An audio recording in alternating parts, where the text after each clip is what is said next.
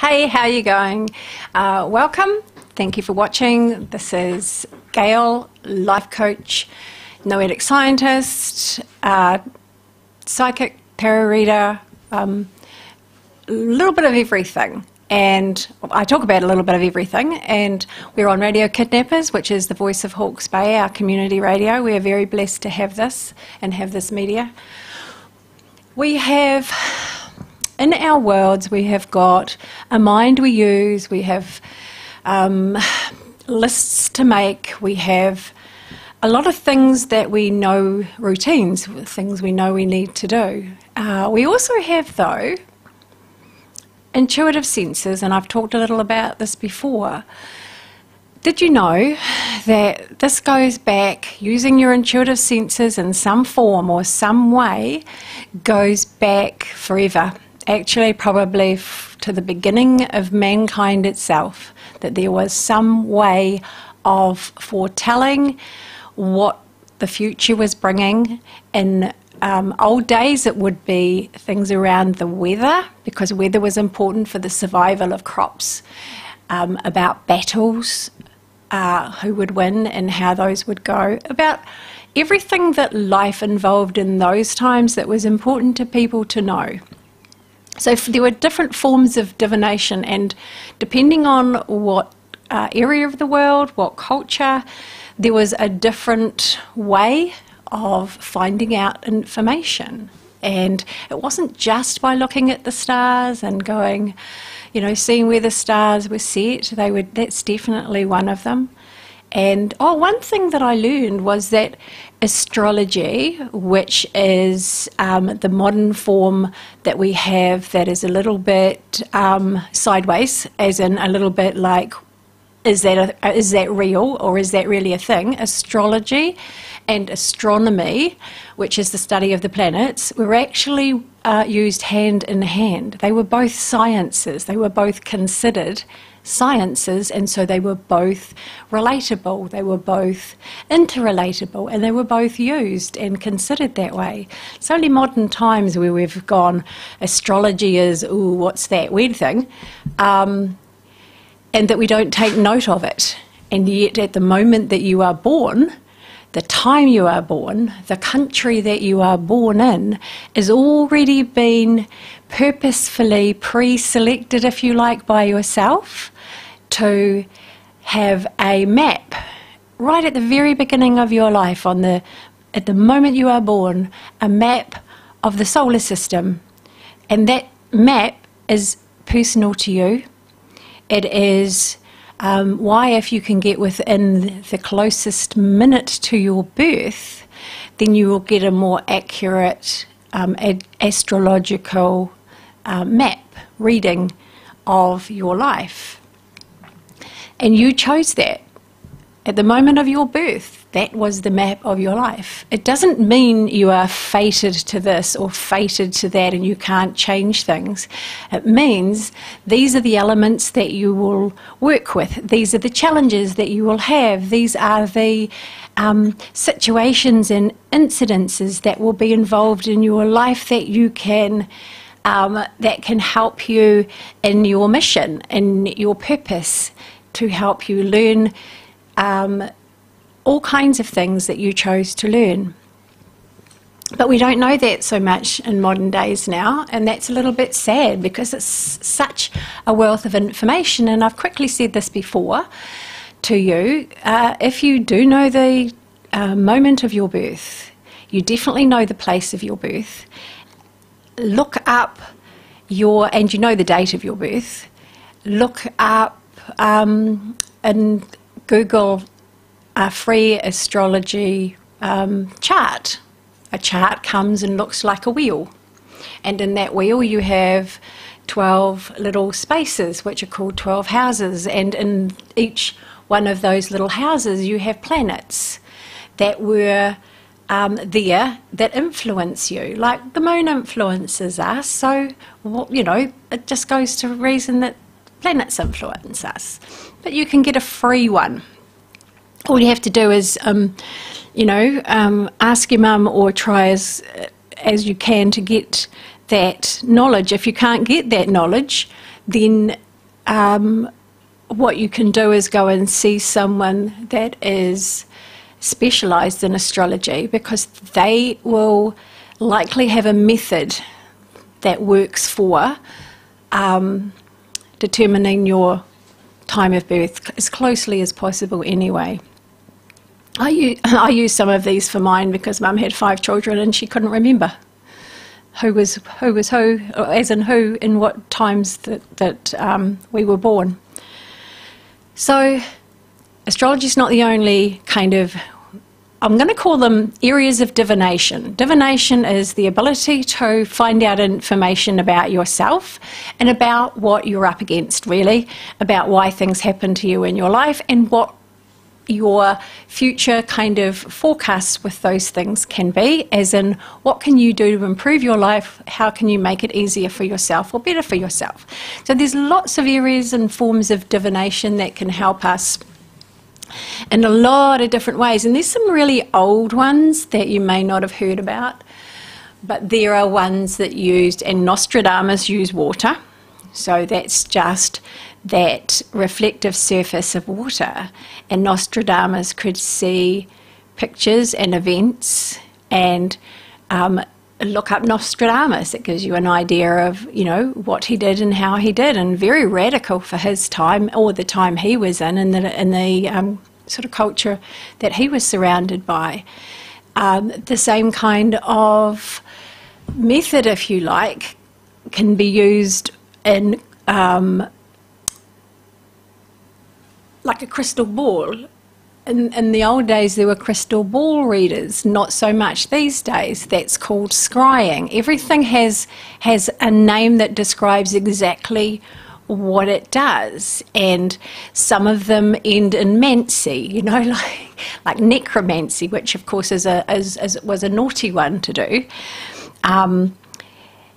But there was one I found this morning, and it was when you look into a flame, when you look into fire and you look into flames, and they used the flame, but they often also used the wood that was burning to see pictures, to see what was going on. And I think we saw that in Harry Potter. And that is actually called scapular mancy. And I may be saying it the wrong way, so please, it's just look it up. If you're interested, actually Google. It's so cool.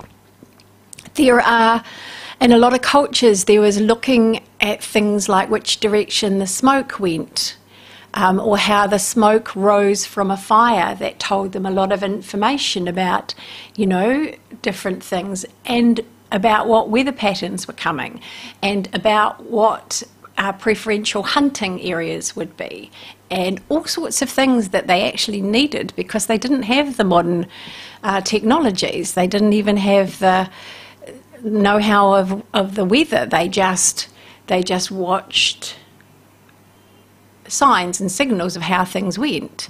When they it was even in the days when they had arrows, it's like they'd point an arrow at the sky and they'd see where it landed, and that would tell them what they needed to know, whatever they were asking. So there's lots and lots of different things. Some cultures today still use the tossing of bones to read information. And I think it was only probably about 10 years ago maybe, I saw a documentary on people who'd visited this tribe in Africa. I think it was Africa. Anyway, and the shaman, or the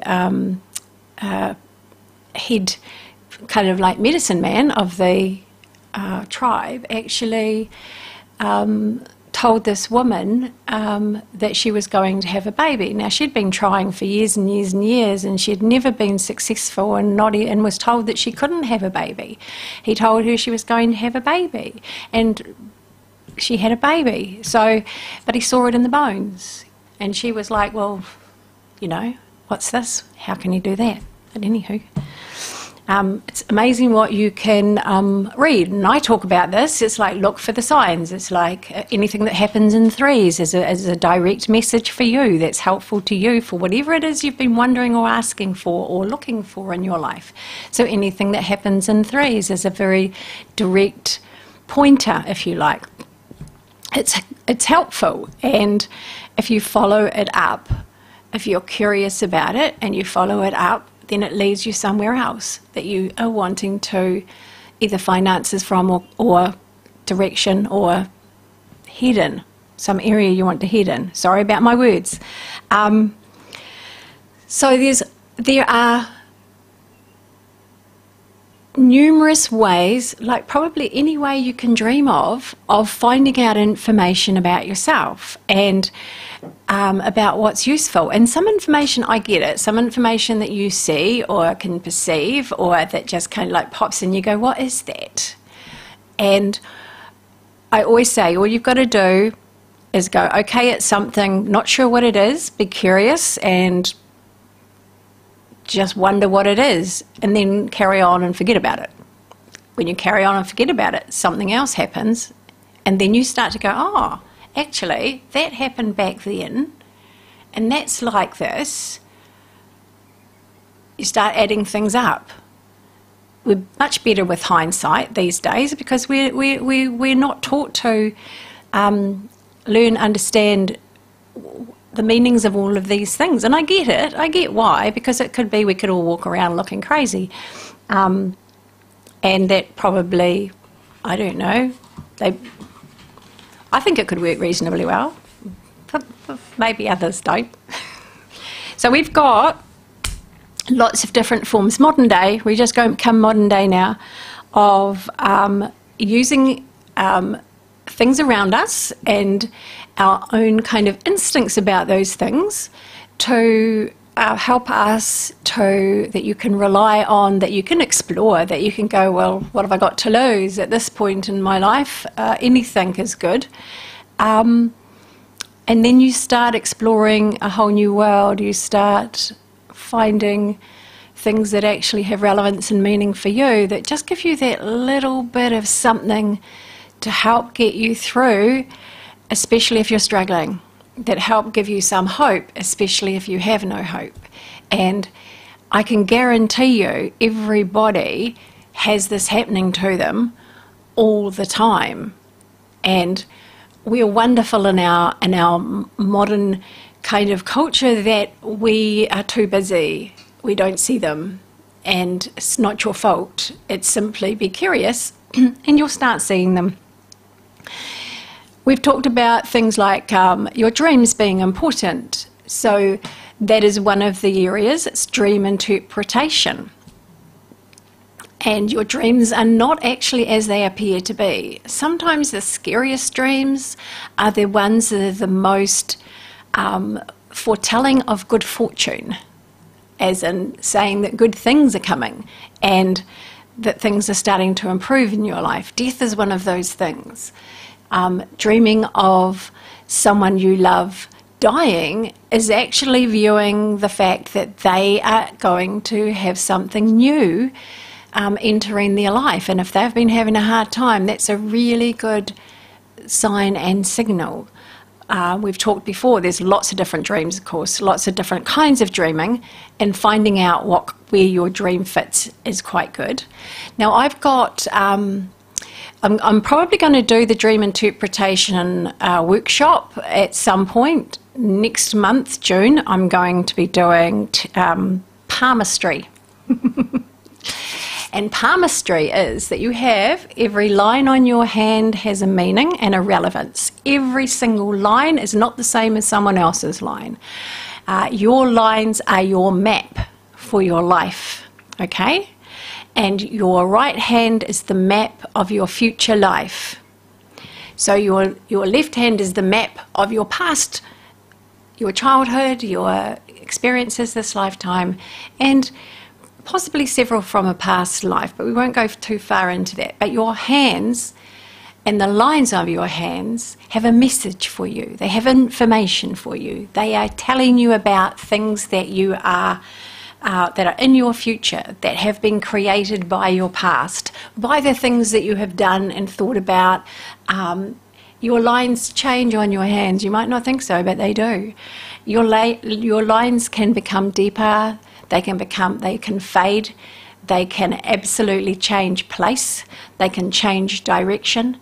there are many things that happen with your hands, and in June I will be having a full palmistry workshop. It will go for 4 hours on a Sunday, most likely. I will put a little bit more out on that when I have an absolute date. I'm just waiting for those from my past workshops to give me a preferred weekend that we can agree on. I've hooked my ring now. It's hooked up to my left hand. What is that telling me? Okay, so maybe there's something from the past but going to become relevant in my now every day. Everything has a meaning. It's not just that I've hooked up my scarf on my ring, which doesn't really want to come off. See, patience, but did. It also is telling me that something from my past, because I'm talking about the hands, is going to be present in my now. So we will see what that is. If I can remember, I will report back. So there are many of those kinds of things, and we've mentioned numerology before being very important. It's a little bit, again, like a map. It's the vibration that you chose to work with, like the music you chose to work with in your life. And if you shorten your name, you are kind of like shortening your tune. So be careful of that. If you shorten your name and shorten your tune or change your name in any way, you are changing your original intention and purpose that you came into your life with. Because you were also born on a certain day, that purpose and intention still gets fulfilled, but maybe it's harder, maybe it's less clear, maybe it's more confusing because you're not using your full name. So for those, I say this to a lot of people, so for you, if you're only using part of your name, try it out for size to get people to call you by your full name, even if you don't like your name, which kind of like we really don't, but that's because what we set up for ourselves to do in this life is a bit of a challenge, so we try and avoid it because we are avoiders. Especially in our modern day, we avoid all sorts of things, including the truth. So it depends how ready you are and how brave you are. So we have other forms, many other forms. I'm going to read a few of these things that we can use that will help us with information and signs and signals. Absolutely. You can even look at the clouds and see things in the clouds. Automatic writing, just taking your pen in your left hand and going, have a question. Put a question on the page, take your pen in your left hand and go, what's my answer? And you have to not care. You have to just go, this is going to be a pile of rubbish. That's the best way to approach it. And just go blah, blah, blah, blah, blah. Write whatever you write. And it doesn't matter how well you write. Seriously, just write with your left hand because you're connecting with the right side of your brain. I've said this to you before, which is not your shopping list, which is this side of the brain, and your academically taught side of the brain, which knows nothing in comparison to this side of your brain. So you can try that. So then there are things, it's quite funny because it's like, yes, you can read flames. Not everybody has a fire these days, but you can look at a candle and you can look at a candle and you can be aware, apparently a light bulb as well. Just be very careful of these because you do not want to burn the retina of your eye out or anything. So you just look and look away, look and look away. But you can do this. You can make a little fire and just gaze casually into the fire and just see what floats past your mind or floats into your eyes that looks like something. I do this with actually everything. I see numbers everywhere. I see faces, numbers, sometimes a little scenery. Just by sitting and just looking, everything turns into something else. It's really interesting. So coffee cups, teacups, more coffee cups these days probably, but when you finish your coffee, and I've said this before, but when you finish your coffee, just kind of like gaze casually around the coffee cup. Top of the coffee cup is things that are going to come into being pretty soon. and then we have a time thing, and then the future is down the bottom. Okay? So from left to right round a coffee cup, that also is closer to you or further away from you in a couple of months' time. Okay, quickly, there's lots of these kinds of things, because tarot is one of the things that I use, so that is another form of divination. Very much like the modern playing deck, by the way, exactly the same as the modern playing deck. Divining rods, that's another one. Divining rods, if you've not heard of divining rods, they use them today still to find water. They do. To find water, to put the well down, to drill, because it costs a lot of money to drill anywhere. So they use divining rods, and you simply just hold them and walk around, and they indicate where the water is. They used to use them to find crystals and metals as well.